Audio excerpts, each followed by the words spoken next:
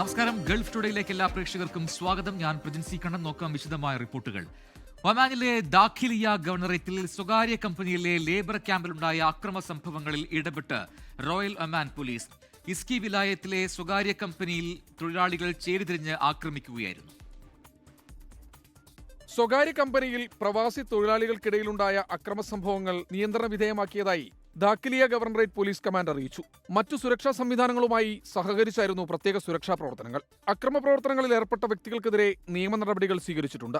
ചില തൊഴിലാളികളെ അവരുടെ ജോലിസ്ഥലങ്ങളിലേക്ക് പ്രവേശിക്കുന്നതിൽ നിന്ന് തടയുകയും ചെയ്തിരുന്നു. തൊഴിലാളികൾ താമസിക്കുന്ന ക്യാമ്പിലെ മുറികൾക്കും നിരവധി വാഹനങ്ങൾക്കും നാശനഷ്ടം സംഭവിച്ചതായി പോലീസ് വ്യക്തമാക്കി. സ്ഥിതി രൂക്ഷമായതിനെ തുടർന്ന് സ്പെഷ്യൽ ടാസ്ക് ഫോഴ്സിനെയും മറ്റു ബന്ധപ്പെട്ട പോലീസ് യൂണിറ്റുകളെയും വിന്യസിച്ചായിരുന്നു സ്ഥിതി പൂർണ്ണമായും നിയന്ത്രണ വിധേയമാക്കുകയും സുരക്ഷ ഉറപ്പാക്കുകയും ചെയ്തത്. നിയമം നടപ്പാക്കുന്നതിനും ജീവൻ, സ്വത്ത്, പൊതുസുരക്ഷ എന്നിവ സംരക്ഷിക്കുന്നതിനുമുള്ള റോയൽ ഒമാൻ പോലീസിന്റെ താൽപര്യത്തിന്റെ ചട്ടക്കൂടിനുള്ളിലാണ് നടപടിയെന്നും ഒമാൻ റോയൽ പോലീസ് ഓൺലൈൻ പ്രസ്താവനയിൽ അറിയിച്ചു. 24 ഒമാൻ.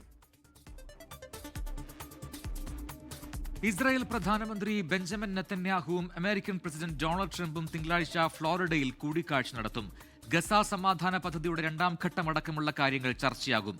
ഗസയിൽ പലസ്തീനിയൻ ടെക്നോക്രാറ്റിക് സർക്കാർ സ്ഥാപിക്കുന്നതിനും അന്താരാഷ്ട്ര സേനയെ വിന്യസിപ്പിക്കുന്നതിനുള്ള നീക്കങ്ങൾ അടിയന്തരമായി മുന്നോട്ട് കൊണ്ടുപോകാനാണ് അമേരിക്ക ആഗ്രഹിക്കുന്നത്. എന്നാൽ നെതന്യാഹുവിന്റെ മെല്ലെപ്പോക്ക് സമീപനം പ്രശ്നങ്ങൾ സങ്കീർണമാക്കുന്നുണ്ടെന്നാണ് അമേരിക്ക പറയുന്നത്. ഹമാസിന്റെ നിരായുധീകരണവും ഗസയിൽ നിന്നും ഇസ്രായേൽ സൈന്യത്തിന്റെ പിന്മാറ്റവും ചർച്ചയാകുമെന്നാണ് റിപ്പോർട്ടുകൾ. തായ്വാനിൽ ഭൂചലനം. റിക്ടർ സ്കെയിലിൽ 7 തീവ്രത രേഖപ്പെടുത്തി. ഇലാൻ നഗരത്തിൽ നിന്ന് 32 കിലോമീറ്റർ അകലെയാണ് പ്രഭവ കേന്ദ്രം. 73 കിലോമീറ്റർ ആഴത്തിലാണ് ഭൂകമ്പമുണ്ടായത്. തലസ്ഥാനമായ തായ്പേയിലും പ്രകമ്പനം അനുഭവപ്പെട്ടു. യുക്രൈൻ പ്രസിഡന്റ് വോളോഡിമിർ സെലൻസ്കിയും അമേരിക്കൻ പ്രസിഡന്റ് ഡൊണാൾഡ് ട്രംപും നാളെ ഫ്ലോറിഡയിലെ മാർ-എ-ലാഗോയിൽ കൂടിക്കാഴ്ച നടത്തും. യുക്രൈൻ യുദ്ധം അവസാനിപ്പിക്കുന്നതിനായി അമേരിക്ക രൂപം നൽകിയ സമാധാന പദ്ധതിയാകും ചർച്ച ചെയ്യുകയെന്ന് സെലൻസ്കി വ്യക്തമാക്കി.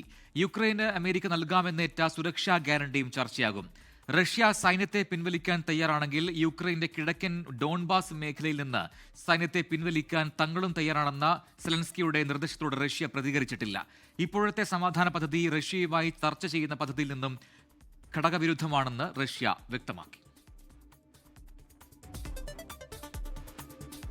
World Malayali federation Dammam council അണിയിച്ചൊരുക്കിയ മെഗാ ഇവന്റ് 2025 സംഘാടന മികവ് കൊണ്ടും വൈവിധ്യമാർന്ന കലാപരിപാടികൾ കൊണ്ടും ശ്രദ്ധേയമായി. ദമാം ലുലു മാളിലായിരുന്നു മെഗാ ഇവന്റ്. സൗദി കിഴക്കൻ പ്രവിശ്യയിലെ പ്രവാസികൾക്ക് വിസ്മയ കാഴ്ചയായി മാറുകയായിരുന്നു world Malayali federation Dammam council അണിയിച്ചൊരുക്കിയ മെഗാ ഇവന്റ് 2025. ദമാം ലുലു മാളിലെ ഹാളിലേക്ക് ഒഴുകിയെത്തിയ കിഴക്കൻ പ്രവിശ്യയിലെ പ്രവാസികളെല്ലാം ആസ്വദിച്ചാറാടി ഈ സംഗീത രാവിൽ. കേരള സംസ്ഥാന കൊറിയോഗ്രാഫി അവാർഡ് ജേതാവ് സജ്ന നജാമിന്റെ നേതൃത്വത്തിൽ പിന്നണി ഗായിക അനിത ഷെയ്ഖ്, പാട്ടിനൊപ്പം നൃത്തച്ചുവടുകൾ വെച്ച് യുവജനങ്ങളുടെ ഹരമായി മാറിയ ഷാൻഷാ, 12 വോയിസിൽ ഗാനമാലപിച്ച് സോഷ്യൽ മീഡിയകളിൽ തരംഗമായി തീർന്ന മുസ്തഫ പട്ടാമ്പി, കീബോർഡിൽ ചടുല നാദങ്ങൾ വിരിക്കുന്ന നബീൽ കൊണ്ടോട്ടി എന്നിവർ ചേർന്നൊരുക്കിയ സംഗീത വിസ്മയത്തെ ഹർഷാരവങ്ങളോടെയാണ് സദസ്സ് ഏറ്റുവാങ്ങിയത്. സൗദി അറേബ്യയിൽ ഇളം പ്രഥമമായി WMF Dammam council cinematic dance മത്സരവും സംഘടിപ്പിച്ചു. കിഴക്കൻ പ്രവിശ്യയിലെ പ്രമുഖ കലാകാരന്മാരും സദസ്യർക്കായി നല്ല പാട്ടുകൾ സമ്മാനിച്ചു. WMF കാരുണ്യ അവാർഡ് 2025 അർഹനായ ജീവകാരുണ്യ പ്രവർത്തകൻ നാസു വക്കത്തെ, global arts and cultural convener Shihab കൊയിലാണ്ടിയും middle east regional president Varghese പെരുമ്പാവൂരും ചേർന്ന് പൊന്നാട അണിയിച്ച് മൊമന്റോ നൽകി ആദരിച്ചു.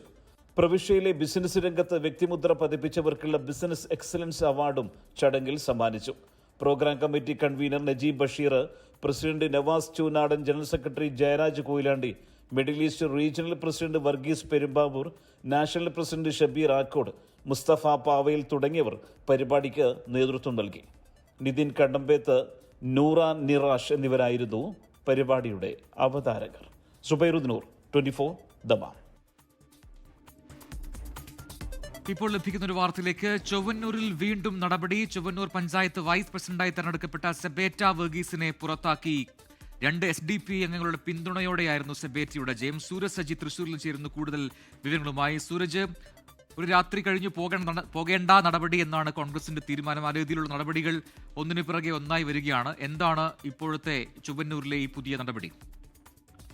പ്രജിൻ, അക്ഷരാർത്ഥത്തിൽ അത് തന്നെയാണ് സംഭവിച്ചുകൊണ്ടിരിക്കുന്നത്. ഈ രാത്രി തുടർച്ചയായുള്ള നടപടികളിലേക്ക്, അച്ചടക്ക നടപടികളിലേക്ക് കോൺഗ്രസ് കടക്കുന്നു എന്നുള്ളതാണ്. മറ്റത്തൂരിലെ മാരത്തൺ നടപടി കണ്ടു. അതിന് പിന്നാലെ ചൊവ്വന്നൂരിലെ പ്രസിഡന്റ് സ്ഥാനാർത്ഥിയായി തെരഞ്ഞെടുത്തിരുന്ന നിതീഷിനെ പാർട്ടിയിൽ നിന്ന് പുറത്താക്കി.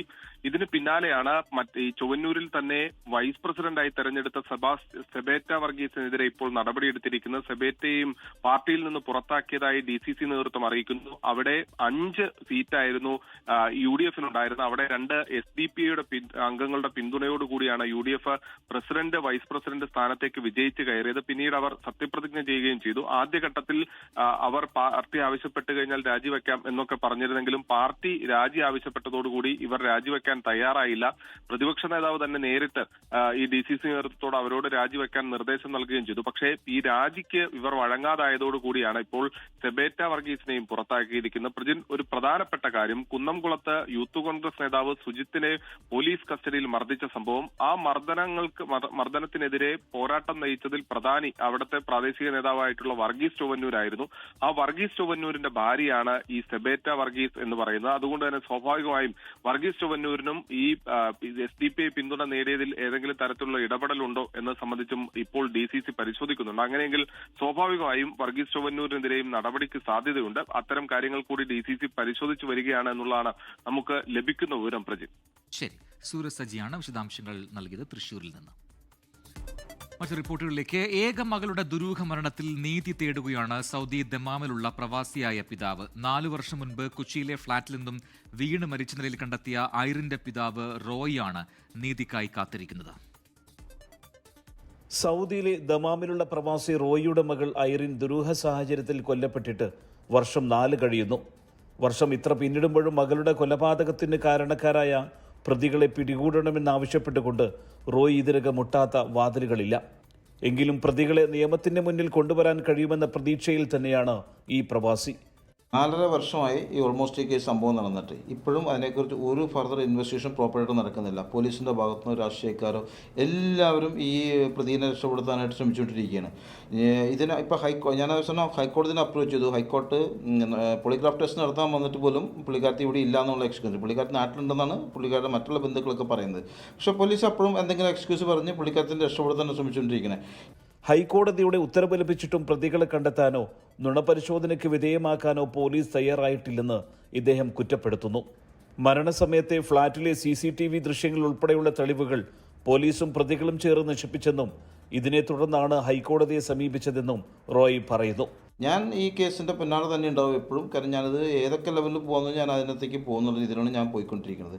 കാരണം നമ്മളെ സംബന്ധിച്ച് നമ്മുടെ ജീവനായിട്ടുള്ളത് കൊച്ചായിരുന്നു. ഒരു കാരണവശാലും ഒരു വെൽ പ്ലാൻഡ് നടത്തിയ ഒരു കൂടത്തായി മോഡൽ ആസൂത്രണം നടത്തിയത് എന്നെ സംബന്ധിച്ച് ഒത്തിരി നഷ്ടങ്ങൾ മാത്രമേ ഇതിനകത്തുണ്ടായിരുന്നുള്ളൂ. ഒരു കാര്യം ഉണ്ടായില്ല, ഈ ബന്ധുക്കളെ കൊണ്ട് സപ്പോർട്ട് ഒന്നും കിട്ടിയിട്ടില്ല എനിക്ക്. എന്തായാലും മകളുടെ മരണത്തിന് പിന്നിലെ കാരണക്കാരായ പ്രതികളെ കണ്ടെത്താൻ തുടർ നടപടികളുമായി മുന്നോട്ട് പോകാൻ തന്നെയാണ് ഈ പിതാവിന്റെ തീരുമാനം. 24 ദമാം.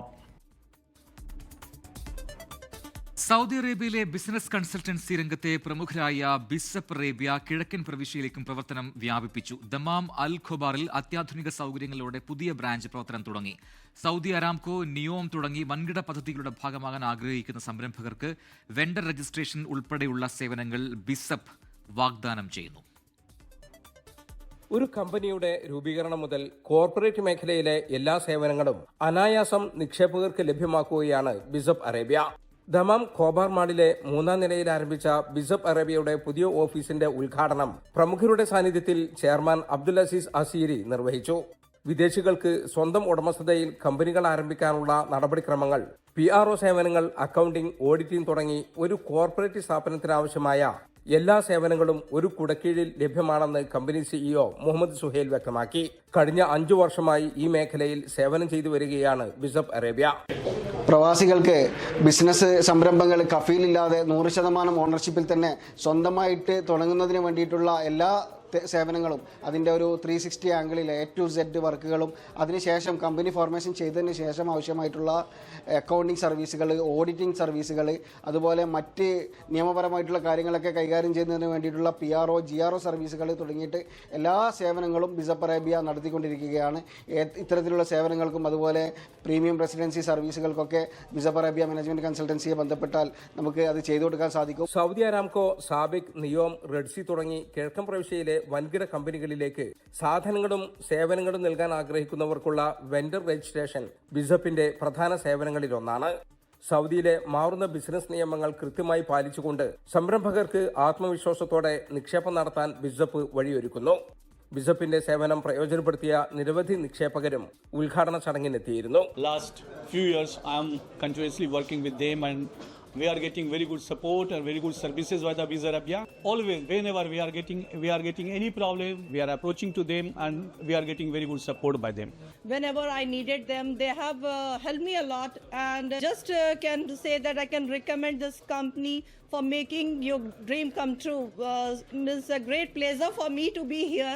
വിഷൻ 2030ന്റെ ഭാഗമായി സൗദിയിലുണ്ടാകുന്ന വൻ ബിസിനസ് സാധ്യതകൾ മലയാളികൾ ഉൾപ്പെടെയുള്ള പ്രവാസി സംരംഭകർക്ക് പ്രയോജനപ്പെടുത്താൻ ബിസപ്പ് അറേബ്യയുടെ പുതിയ ബ്രാഞ്ച് വലിയ സഹായകമാവുമെന്നാണ് പ്രതീക്ഷ. റീജിയണൽ മാനേജർ ഷാഹിദും സാമൂഹിക സാംസ്കാരിക വ്യവസായ മേഖലയിലെ പ്രമുഖരും ഉദ്ഘാടന ചടങ്ങിൽ പങ്കെടുത്തു. 24 ദമാം. കെ കരുണാകരൻ, PT തോമസ് അനുസ്മരണം സംഘടിപ്പിച്ച് OICC Kuwait national committee. K കരുണാകരന്റെയും PT തോമസിന്റെയും പ്രവർത്തന ശൈലി എല്ലാവർക്കും അനുകരണീയമായ മാതൃകയാണെന്ന് യോഗം വിലയിരുത്തി. OICC working president BS Pillai അധ്യക്ഷനായിരുന്ന ചടങ്ങിൽ പ്രസിഡന്റ് സാമുവൽ കാട്ടൂർ കളിക്കൽ ഉദ്ഘാടനം നിർവഹിച്ചു. MA നിസാം, ജോയ് കരിവാളൂർ തുടങ്ങിയവർ പങ്കെടുത്തു. ശബരിമല സ്വർണ്ണക്കൊള്ളയിൽ തമിഴ്നാട് സ്വദേശി D മണിയെ കേന്ദ്രീകരിച്ച് അന്വേഷണം വ്യാപിപ്പിച്ച SIT. ചോദ്യം ചെയ്തത് D മണിയെ തന്നെയെന്ന് പ്രവാസി വ്യവസായി ഉറപ്പിച്ചു പറഞ്ഞതിനെ തുടർന്നാണ് പിന്നാലെയാണ് SITയുടെ നീക്കം. SIT സംഘത്തോട് സഹകരിക്കാത്ത നിലപാടാണ് തമിഴ്നാട് പോലീസ് സ്വീകരിക്കുന്നത്. അതിനിടെ നിരപരാധിയെന്ന് ആവർത്തിച്ച D മണി ഇന്ന് മാധ്യമങ്ങൾക്ക് മുന്നിൽ ആത്മഹത്യാ ഭീഷണി മുഴക്കി. ഇന്നലെ നടത്തിയ പരിശോധനയിലും ചോദ്യം ചെയ്യലിലും D മണി അന്വേഷണ സംഘത്തോട് സഹകരിച്ചില്ല. മണിയുടെ ബാങ്ക് ഇടപാടുകൾ പരിശോധിക്കാനൊരുങ്ങുകയാണ് SIT. എന്നാൽ SITയെ സഹായിക്കാൻ നിയോഗിച്ച തമിഴ്നാട് പോലീസ് ഇന്നലെ വൈകിട്ടോടെ പിന്മാറി.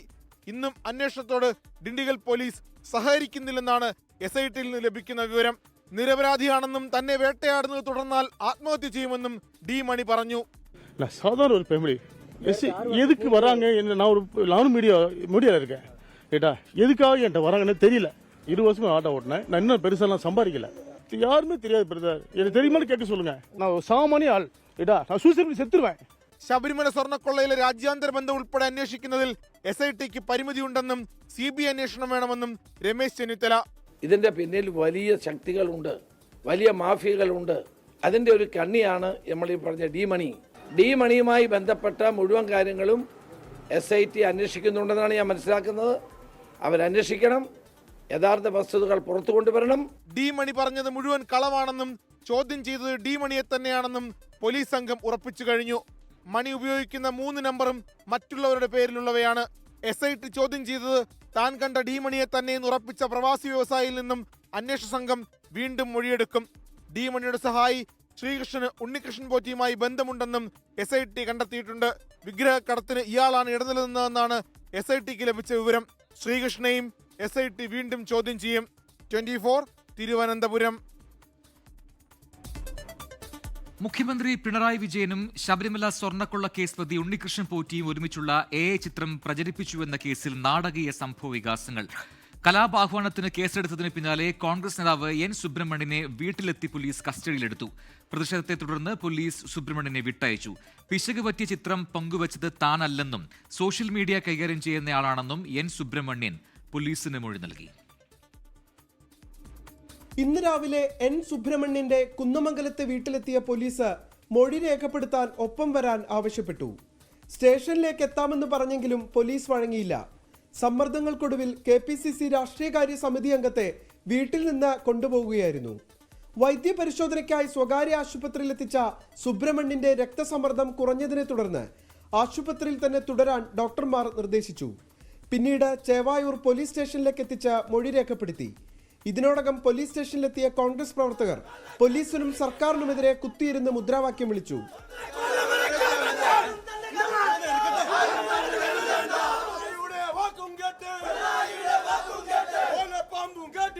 താൻ പോസ്റ്റ് ചെയ്ത 2 ചിത്രങ്ങളും മുഖ്യമന്ത്രിയുടെ ഓഫീസ് പുറത്തുവിട്ട വീഡിയോയിൽ നിന്ന് ക്യാപ്ചർ ചെയ്തതാണെന്ന് സുബ്രഹ്മണ്യൻ പ്രതികരിച്ചു. ആദ്യം ഒരു ഫോട്ടോ പങ്കുവെച്ചത് അപ്പം തന്നെ അതിനകത്ത് എന്തോ അപാകത ഉണ്ട് എന്ന് പറഞ്ഞ് ഞാൻ അപ്പം തന്നെ ഡിലീറ്റ് ചെയ്താണ്. ഡിലീറ്റ് ചെയ്തൊരു പടത്തെക്കുറിച്ച് എന്തിനാ സംസാരിക്കുന്നത്?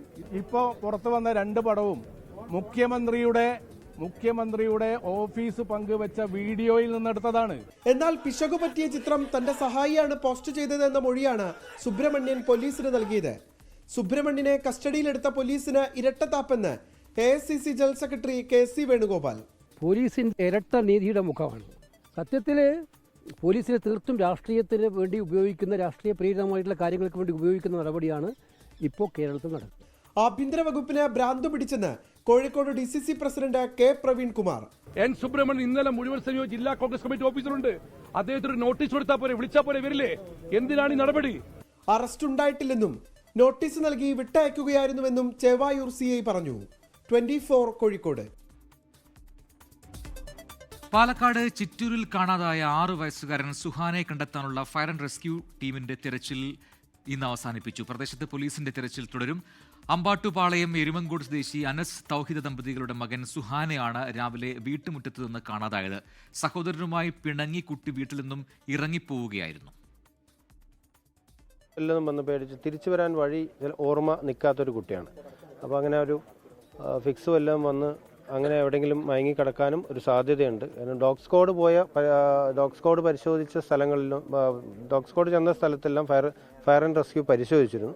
അവിടെയൊന്നും കാണാത്തത് കൊണ്ട് ഇനിയൊരു പോസിബിലിറ്റി ഇതാണ്, ഫിക്സ് വരാൻ സാധ്യതയുള്ള കുട്ടിയായതുകൊണ്ട് പേടിച്ചിട്ട് ഇങ്ങനെ ഫിക്സും എല്ലാം വന്ന് എവിടെയെങ്കിലും മയങ്ങി കിടക്കാനൊരു സാധ്യതയാണ് ഇനി നോക്കാനുള്ളത്. ഇനിയിപ്പോൾ ഏതായാലും ഫയർ ആൻഡ് റെസ്ക്യൂവിൻ്റെ ഇന്നത്തെ സെർച്ച് കഴിഞ്ഞു.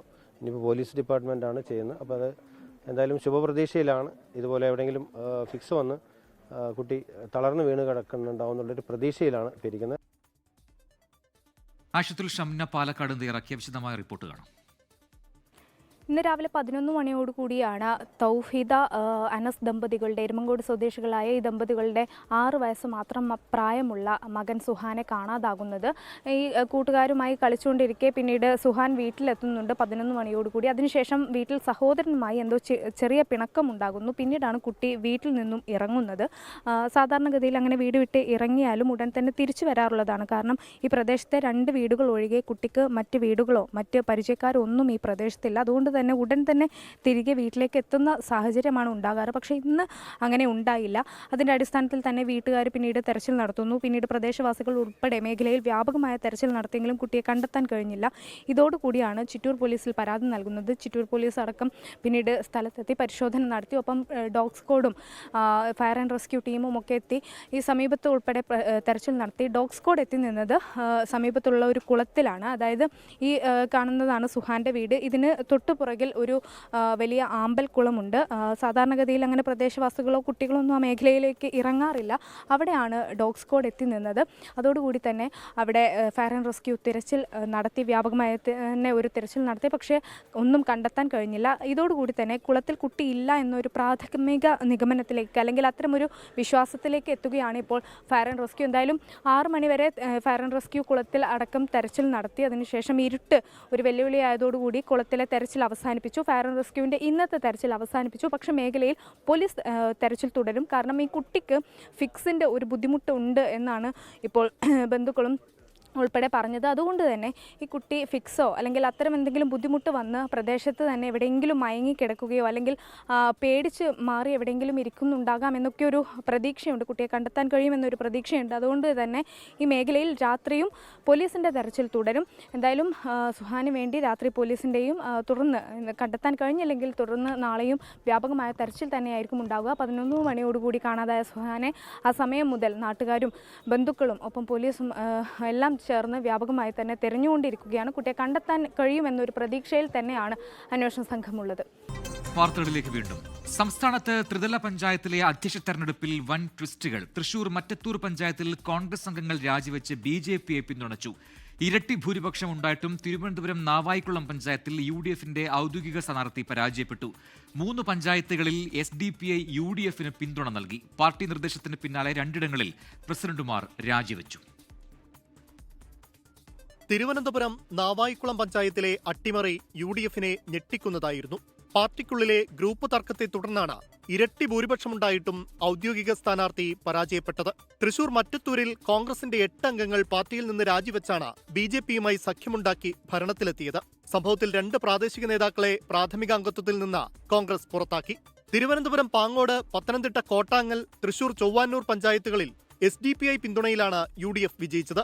പാങ്ങോടും കോട്ടാങ്ങലിലും KPCC നിർദ്ദേശത്തെ തുടർന്ന് പ്രസിഡന്റുമാരായി വിജയിച്ചവർ രാജിവെച്ചു. ചൊവ്വാന്നൂരിൽ സഖ്യം തുടരുകയാണ്. എറണാകുളം വടവുകോട് പുത്തൻകുരിശ് പഞ്ചായത്തിൽ UDF 2020യുമായി സഖ്യമുണ്ടാക്കിയാണ് ഭരണം പിടിച്ചത്. വടകര ബ്ലോക്ക് പഞ്ചായത്തിൽ RJDയുടെ ഒരംഗം വോട്ട് മാറി ചെയ്തതോടെ UDF RMP സഖ്യമായ ജനകീയ മുന്നണി അധികാരത്തിലെത്തി. കേന്ദ്രമന്ത്രി സുരേഷ് ഗോപി ദത്തെടുത്ത അവണിശ്ശേരി പഞ്ചായത്തിൽ UDFലെ റോസ്ലി ജോയി നറുക്കെടുപ്പിലൂടെ അധ്യക്ഷയായി.